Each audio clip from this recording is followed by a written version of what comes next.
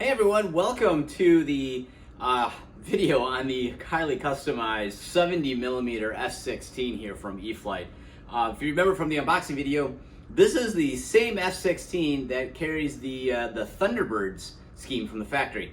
And I had a request from Facebook, from the E-flite group on there, after seeing the video I did on my 64mm. I got a request that said, hey, could you take the Thunderbirds model and give it the more of the combat scheme? We could do a complete repaint on it. And I said, yeah, I'm always up for a fun challenge. And I have to say, this was a fun challenge. So the aircraft took just a few weeks to go from the Thunderbird scheme over to what you see here. It's been painted completely in Rustoleum 2X colors.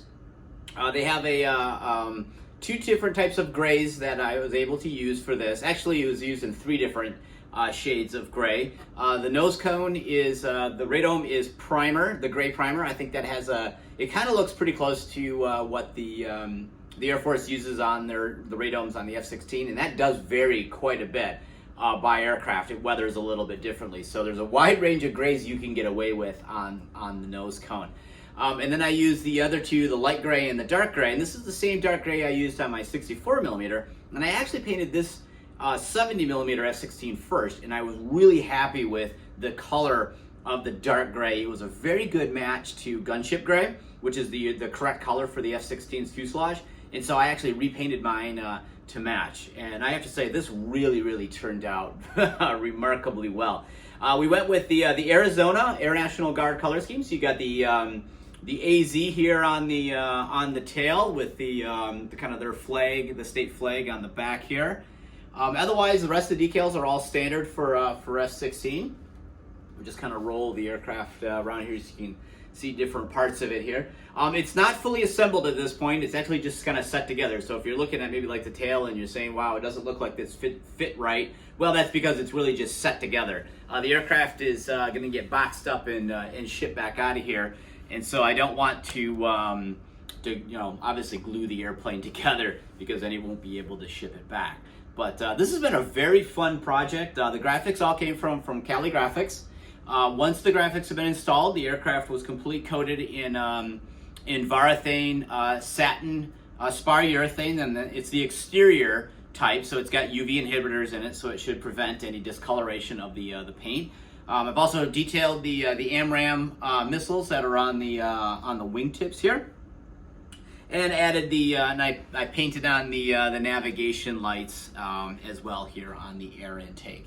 Overall, like I said before, it was a fun project. The aircraft is much larger than I expected, especially when I put it next to my 64mm. It really just dwarfs it. But the detail on the aircraft, it really starts to come to life when you give it the military scheme rather than the Thunderbird scheme. There's all the panel lines and everything. They kind of blend in on the white, but when you paint it to gray, you start to see some different depth coming to life on the aircraft, and it's pretty cool to see. I am really happy with how this one turned out.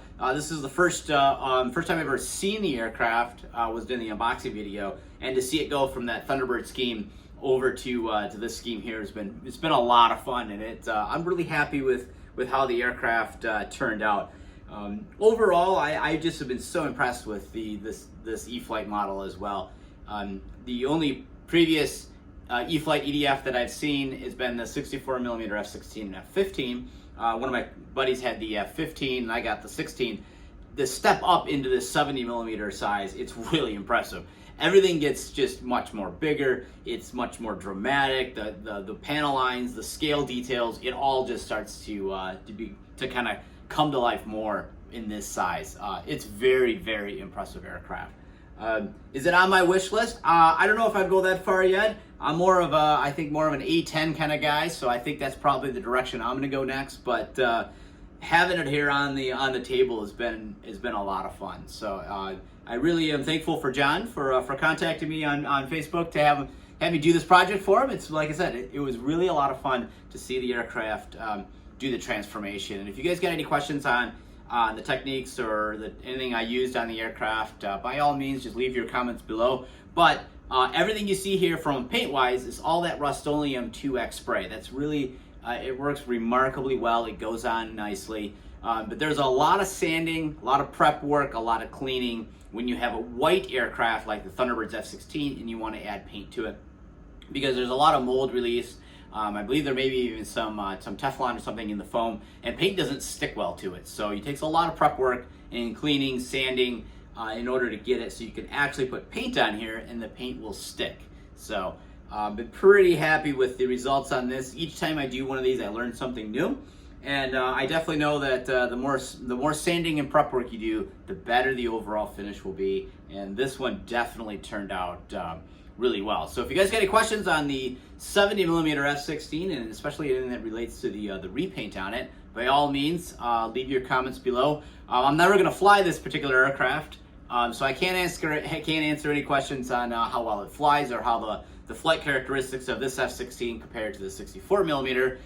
This is pretty much the last time that I will see the aircraft before it gets boxed up and shipped out of here. But I'm more than happy to help out any way that I can, as long as it doesn't have anything to do with how to set it up for flying or how does it fly compared to my other one. But otherwise, like I said before, fun project. I really love repainting these aircraft and changing them and making them custom and unique and making them into something different than they arrive.